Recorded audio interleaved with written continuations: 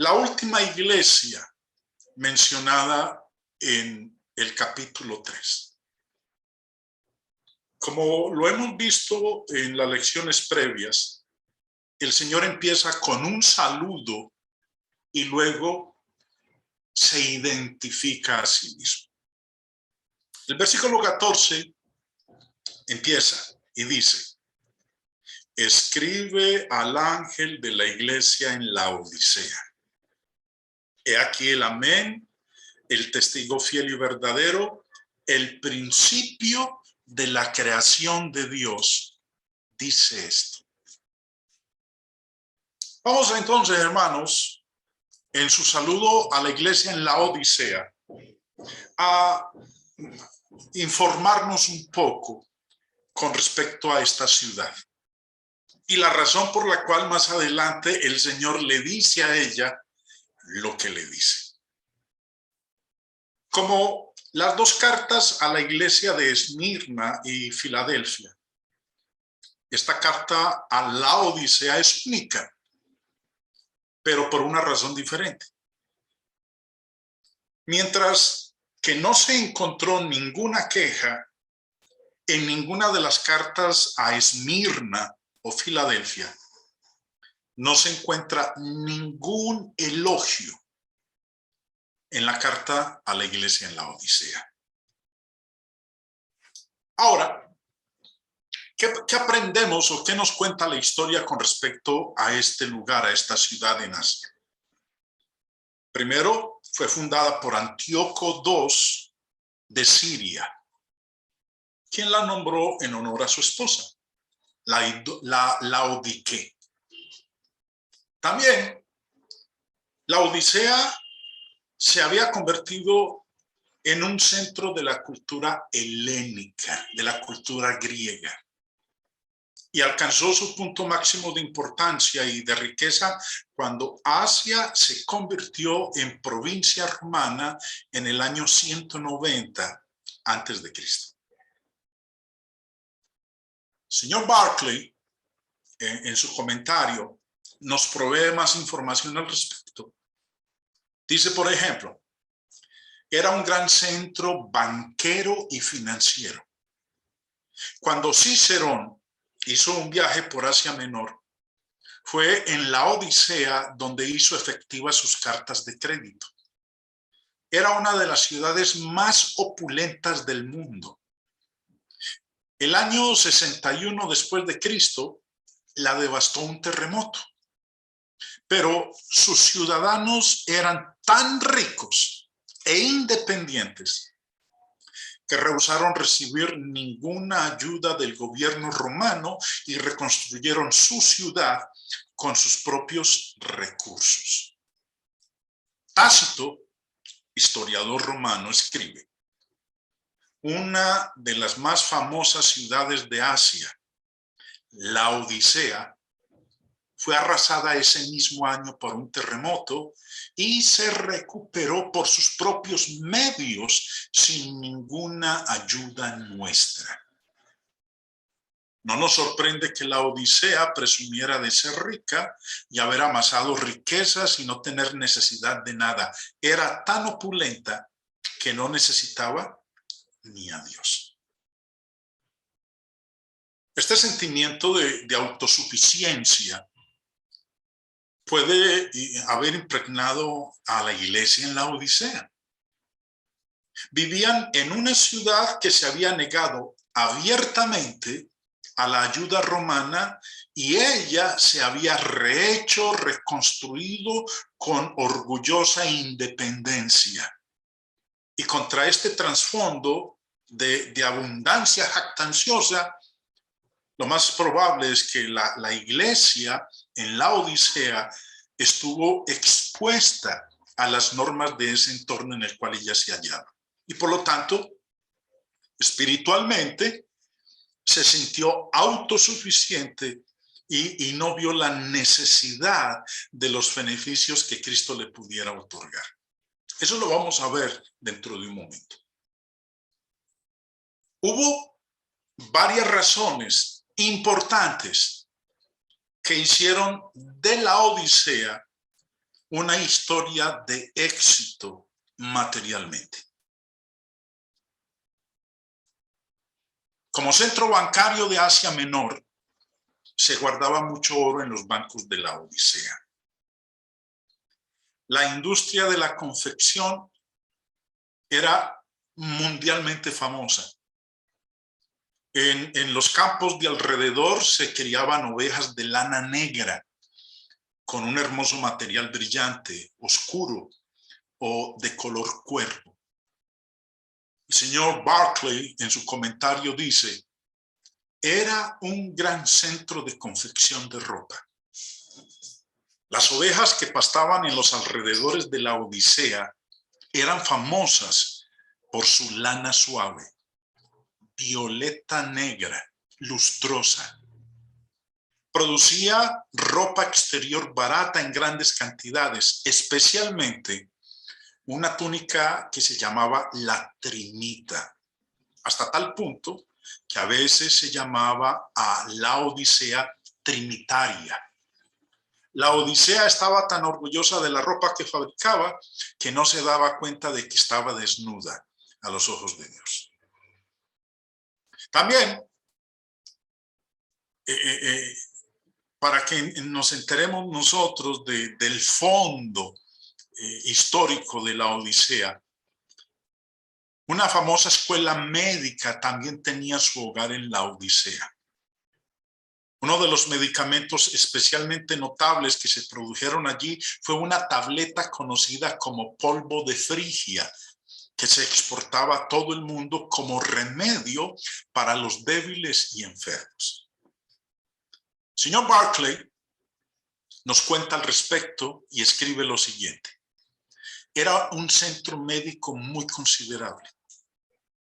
A 20 kilómetros al oeste, entre la Odisea y la puerta de Frigia, se encontraba el templo del dios Cario Menón. En un tiempo, aquel templo había sido el centro social, administrativo y comercial de toda la zona. Hasta menos de 100 años antes, grandes mercados tenían lugar regularmente en sus terrenos. En particular, el templo era el centro de una escuela de medicina que luego se trasladó a la misma Laodicea. Sus médicos eran tan famosos que los nombres de algunos de ellos, como Zeuxis y Alejandro Filalete, figuran en las monedas de la Odisea. Esta escuela de medicina era famosa en todo el mundo, principalmente por dos cosas: el ungüento para los oídos y el colirio para los ojos. Nuestras Biblias españolas no necesitan traducir esta última palabra, porque nos ha pasado directamente del griego, colirium, a través del latín y de la Vulgata, y que quería decir originalmente panecillo. Esta palabra surgió de la famosa tetrafrigia, polvo de Frigia, que se exportaba a todo el mundo en tabletas solidificadas que tenían la forma de panecillos. La Odisea estaba tan orgullosa de sus habilidades médicas en el cuidado de los ojos que no reconocía que estaba ciega espiritualmente. Esta es información interesante para nosotros, para poder entender lo que el Señor luego pasa a decir de ella, la queja, el reclamo, la exhortación, el consejo que le da a ella. Se desconoce el origen de la iglesia en la Odisea, pero Lucas, escritor de Hechos de los Apóstoles, escribió en el capítulo 19 de cuando el apóstol Pablo permaneció 2 años en Éfeso. Y dice: así continuó por espacio de 2 años, hablando del apóstol Pablo, de manera que todos los que habitaban en Asia, judíos y griegos, oyeron la palabra del Señor Jesús. Es probable que la iglesia en la Odisea tuvo su comienzo durante la estadía de Pablo en Éfeso, en Asia Menor. Como lo acabamos de leer aquí, fue por espacio de 2 años. No se sabe más acerca de la iglesia en la Odisea, aparte de lo que estamos leyendo aquí en Apocalipsis 3.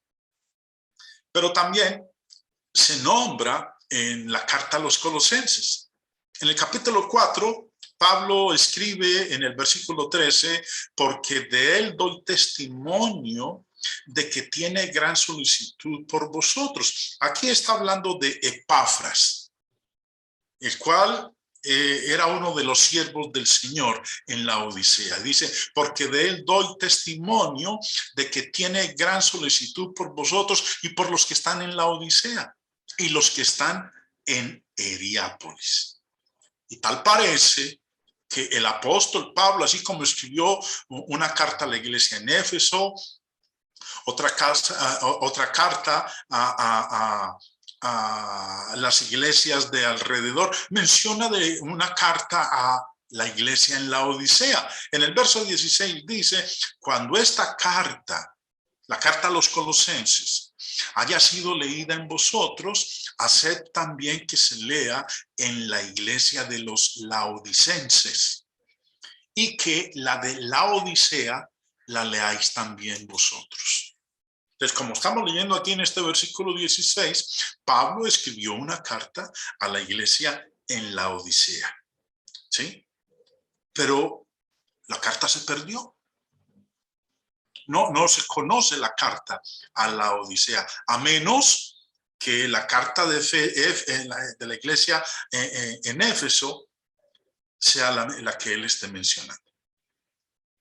Ahora, el Señor describió la condición de esta iglesia como una iglesia tibia. Quizás una alusión a la temperatura del agua. Recuerden que ahorita lo vamos a leer, el Señor le dice que ojalá fueses fría o caliente, pero por cuanto eres tibia y no fría ni caliente, te vomitaré de mi boca. ¿Por qué lo dice el Señor? ¿Por qué habla de la iglesia en la Odisea como una iglesia tibia? Quizás es una alusión a la temperatura del agua. La mayor debilidad de la ciudad fue la falta de una fuente de agua adecuada. Emer escribe que los depósitos minerales en los restos de su sistema de acueductos dan evidencia a la teoría de que el agua provenía de las fuentes termales del sur. O sea, pues tenían aguas termales. Si es así, el agua habría estado tibia, incluso después de correr varios kilómetros.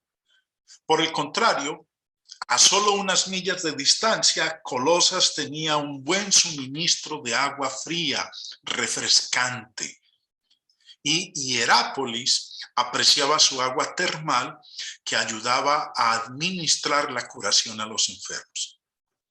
Con toda su prosperidad, la Odisea solo podía proporcionar agua tibia. Bueno, ahorita vamos a hablar en ese respecto. Pero vemos entonces que con esta información que se nos provee, entendemos entonces por qué el Señor le dice a la iglesia lo que le dice.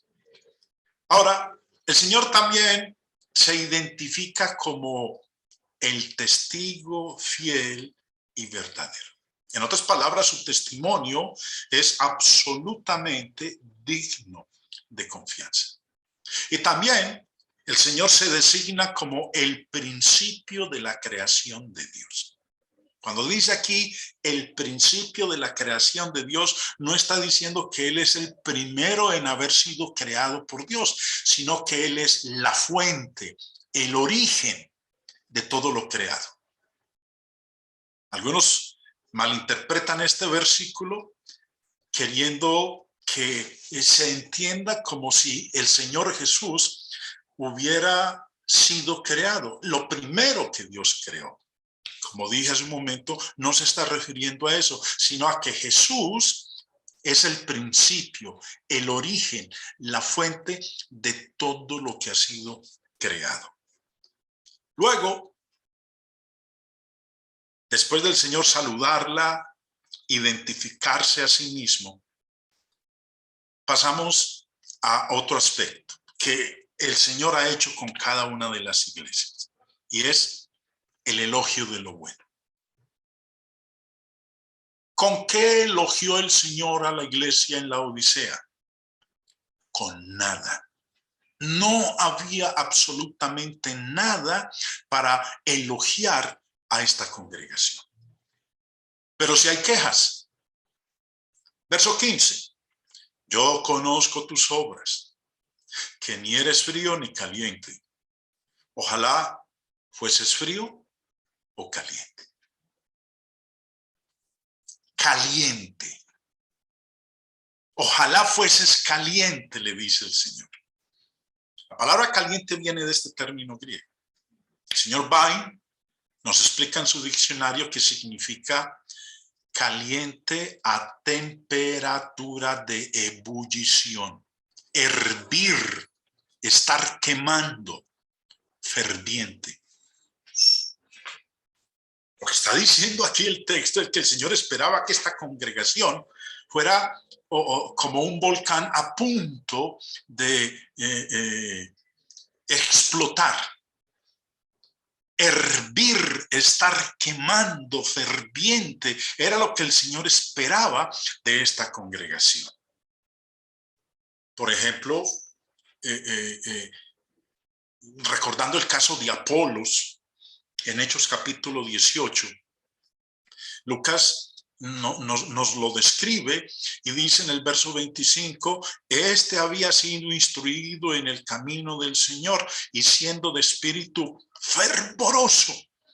O sea, pues, la entrega de este hombre por las cosas del Señor era como que quemaba, no algo calientito, no, caliente, hirviendo, que quemaba. Y cuando el apóstol Pablo le escribe la carta a los romanos, les dice en el capítulo 12, verso 11, en lo que requiere diligencia, no perezosos, fervientes en espíritu. En otras palabras, que quememos.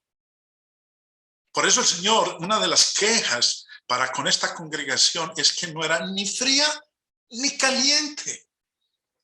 No congelaba. Nosotros sabemos que las cosas gustan, o las bebidas, el agua, los jugos, los refrescos, o bien frío o bien caliente. Las bebidas gustan que sean o bien frías o bien calientes. Tibias no son del agrado. Ahora, en el versículo 16, el Señor les menciona también y les dice en esta queja, pero por cuanto eres frío y no frío ni caliente, te vomitaré de mi boca. Aquí la palabra se usa metafóricamente para expresar una condición que producía náuseas, ganas de vomitar. Una bebida fría o caliente puede refrescar, pero un líquido tibio, insípido, tibio, solo produce náuseas y vómitos. Cuando Israel entró para poseer la tierra de los cananeos, el Señor les hizo una advertencia. Pero devolvámonos para que entendamos esto de por cuanto eres tibio. Hace un momentito lo habíamos leído, lo quiero volver a leer. El Señor describió la condición de esta iglesia como tibia. Quizás una alusión a la temperatura del agua. La mayor debilidad de la ciudad, de la ciudad de la Odisea, fue la falta de una fuente de agua adecuada. Emer escribe que los depósitos minerales en los restos de su sistema de acueductos dan evidencia a la teoría de que el agua provenía de las fuentes termales del sur. Si es así, el agua habría estado tibia, incluso después de correr varios kilómetros. Por el contrario, a solo unas millas de distancia, Colosas tenía un buen suministro de agua fría, refrescante, y Hierápolis apreciaba su agua termal que ayudaba a administrar la curación a los enfermos. Con toda su prosperidad, la Odisea solo podía proporcionar agua tibia. Cuando Israel entró para poseer la tierra de los cananeos, el Señor advirtió al pueblo de Israel, que no se contaminaran con las naciones que habían allá. En Levítico 18:28 leemos: no sea que la tierra os vomite por haberla contaminado, como vomitó a la nación que la habitó antes de vosotros. Y en el capítulo 20, versículo 22 de Levítico, vuelve y dice: guardad pues todos mis estatutos y todas mis ordenanzas y ponedlos por obra, no sea que os vomite la tierra en la cual yo os introduzco para que habitéis en ella. La advertencia que el Señor le hizo a la iglesia en la Odisea, versículo 16. Por cuanto no eres tibio y no frío ni caliente, te vomitaré de mi boca. Esa amenaza del Señor a los laodiceanos es aún más seria que la que le hizo a Israel. Porque en este caso es el Señor, no la tierra, quien los vomita en su aborrecimiento de su condición, separándolos de él, como las naciones habían sido separadas de su tierra para siempre. Expulsar a uno de su boca describe gráficamente cuán repulsivo se ha vuelto el que ha abandonado a nuestro Señor Jesucristo. Así como el agua tibia es nauseabunda para beber, la figura aquí es la de alguien cuya fe se ha extinguido hasta que solo queda una intolerable tibieza. Luego, dentro de su queja hacia esta iglesia, les dice en el versículo 17: porque tú dices, yo soy rico y me he enriquecido y de ninguna cosa tengo necesidad, y no sabes que tú eres un desventurado, miserable, pobre, ciego y desnudo.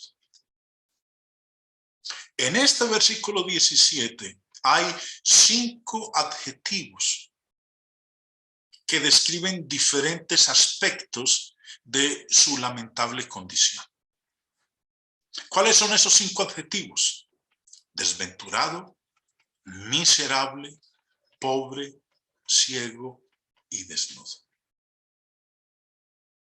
Lo peor de todo es que no saben que se encuentran en una pobreza espiritual, porque se jactan de ser ricos. Si nos devolvemos ahí en la lectura, vemos cuál es la causa y la consecuencia de su tibieza. ¿Cuál era? Me he enriquecido y de ninguna cosa tengo necesidad. No se puede hacer nada con los tibios porque están satisfechos. Se enorgullecen de ser autosuficientes, pero desarrollan una falsa estimación de sí mismos, pensando que son tan buena gente que la herencia del cielo está asegurada. Aquí está la causa y la consecuencia de su tibieza. engañada la iglesia en su autosuficiencia estaba cosechando los frutos de lo que ellos habían sembrado. Ahora, entre las declaraciones más tristes de la carta son estas palabras. Miren lo que el Señor empieza diciendo. Tú dices. A sus propios ojos se imaginaban a sí mismos como creyentes fervientes. Por eso se encomiaban a sí mismos. Habiéndose vuelto complacientes con su condición espiritual, estaban ciegos tanto a lo que son como a lo que sus obras proclamaban sobre ellos mismos. Como muchos cristianos modernos que hacen lo suficiente para mantener su nombre en el directorio de la iglesia, probablemente se habrían sentido insultados u ofendidos si alguien más los hubiera acusado de ser tibios y de desagradar al Señor. Pero el hecho de que no estén comprometidos ni involucrados en la obra de Cristo hizo que el Señor estuviera listo para vomitarlos. La seguridad material de su entorno afectó a esta iglesia.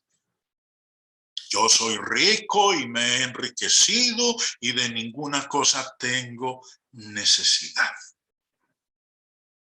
Recordemos algo que nosotros habíamos leído con anterioridad. Ahora, el Señor les da un consejo, una advertencia y una exhortación. Verso 18.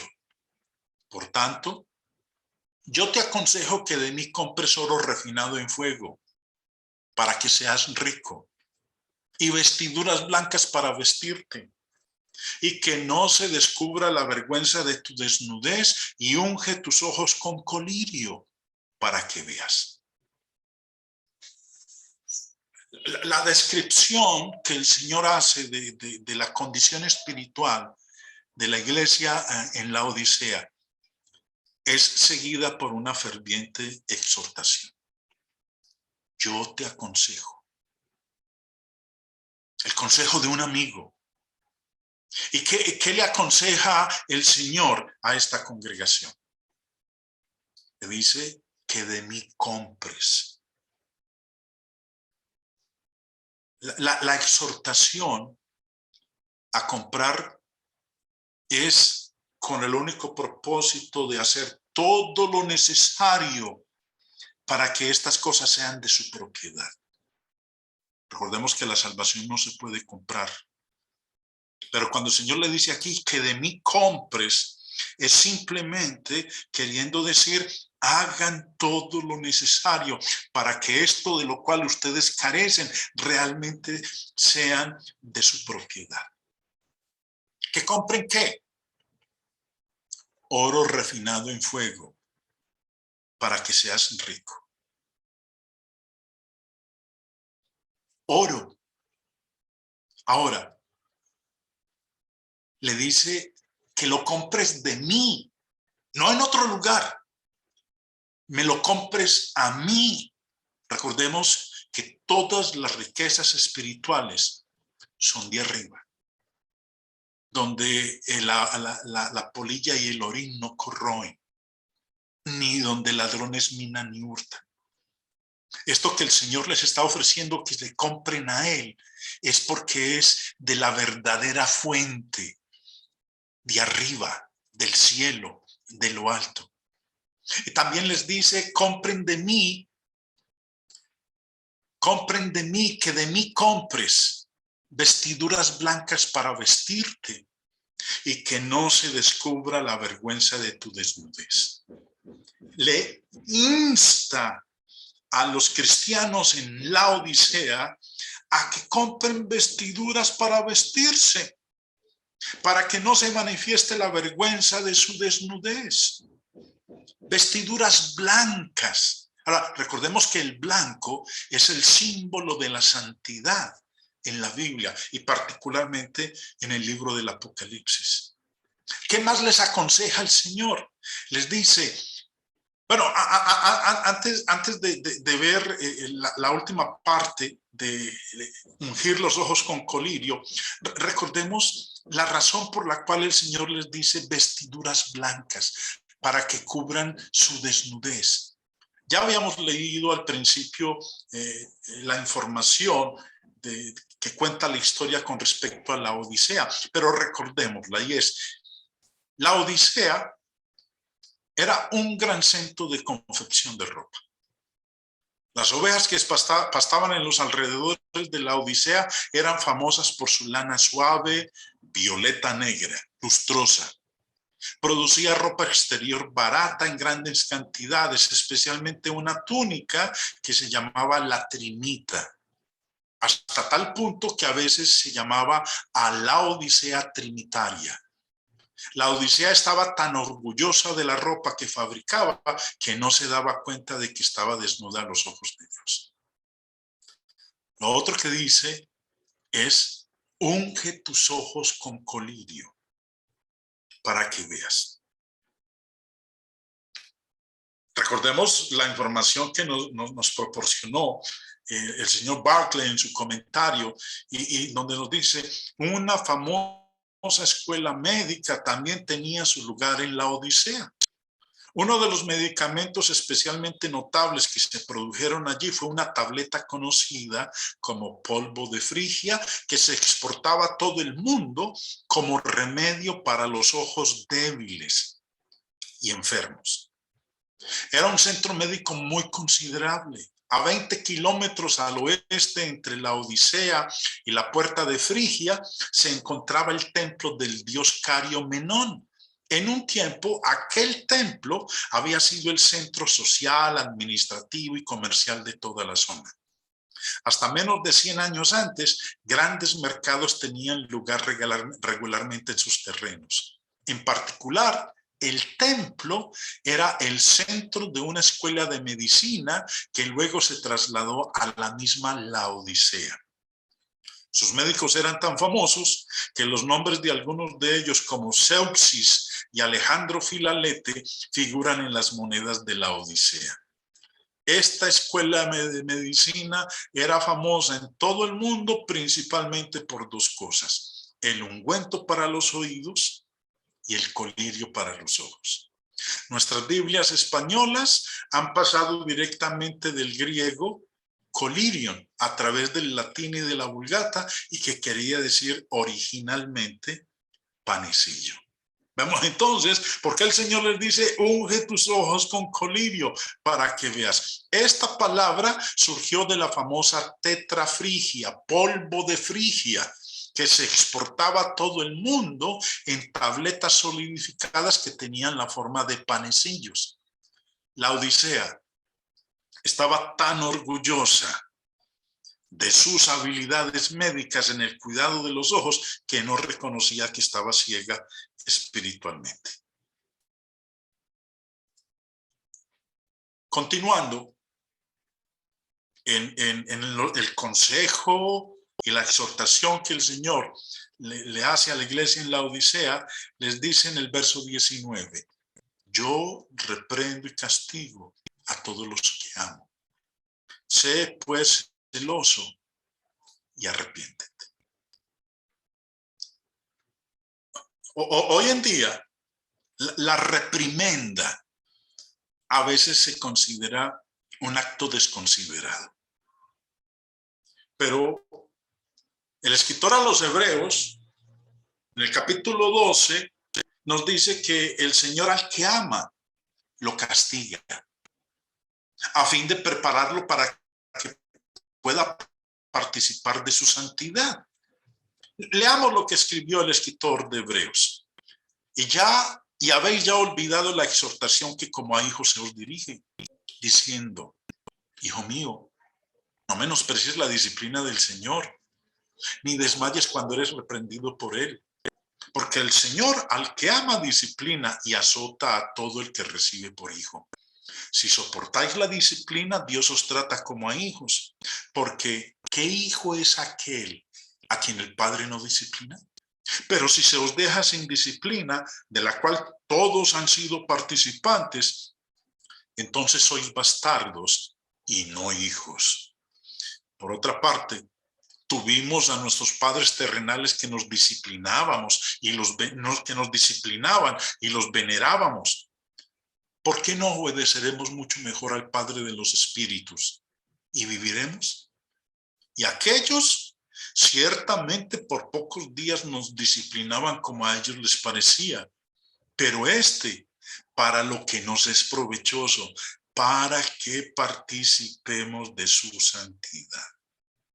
El Señor castiga a los que ama a fin de prepararlos para participar de su santidad. Finalmente, el Señor les hace una promesa y una invitación para que oigan. Les dice en el versículo 20, he aquí, yo estoy a la puerta y llamo. Si alguno oye mi voz y abre la puerta, entraré a él y cenaré con él y él conmigo. Aquí hay una imagen del Señor buscando ser admitido en la vida de esta iglesia espiritualmente indiferente, de la que había sido excluido. Este versículo no es una promesa, una invitación que el Señor Jesús esté haciendo a los incrédulos, a los que aún no son sus hijos. Recuerden, esta es una carta escrita a una iglesia, a cristianos que se habían vuelto tibios. No eran ni fríos ni calientes. Y lo que el Señor está procurando es que nuevamente le abran la puerta a Él. Este no es un mensaje de invitación para aquel que aún no es hijo de Dios. El que aún no es hijo de Dios, el proceso para él es diferente. Ahorita el Señor dice, yo estoy a la puerta y yo llamo a usted que aún es mi hijo, que forma parte de mi pueblo. Estoy a la puerta suya. Si usted me oye y abre la puerta, entonces me está permitiendo entrar nuevamente en usted. Luego en el versículo 21 les dice, al que venciere, le daré que se siente conmigo en mi trono, así como yo he vencido y me he sentado con mi Padre en su trono. Como en las otras 6 cartas, la promesa de recompensa es para el vencedor. Por eso empieza diciendo el verso 21, al que venciere. Le voy a dar que se siente conmigo en mi trono, así como yo he vencido y me he sentado con mi Padre en su trono. El trono del Padre es el mismo trono del Hijo. No hay 2 tronos en el cielo. Son el mismo trono, uno solo. Y culmina diciendo en el verso 22, el que tiene oído, oiga lo que el Espíritu dice a las iglesias. Aunque la promesa de esta carta es para la iglesia en la Odisea, el mensaje es todo incluyente. Todos los que vencen reinan con él al compartir su vida, su sufrimiento y victoria. Hermanos, con esta lección concluimos nosotros este estudio del libro del Apocalipsis. Para mí ha sido un privilegio haber podido estudiarlo junto con ustedes. Recordé muchas cosas, aprendí más cosas después de ser esta no la segunda ni la tercera vez en que he estudiado el libro del Apocalipsis. Pero me he beneficiado muchísimo.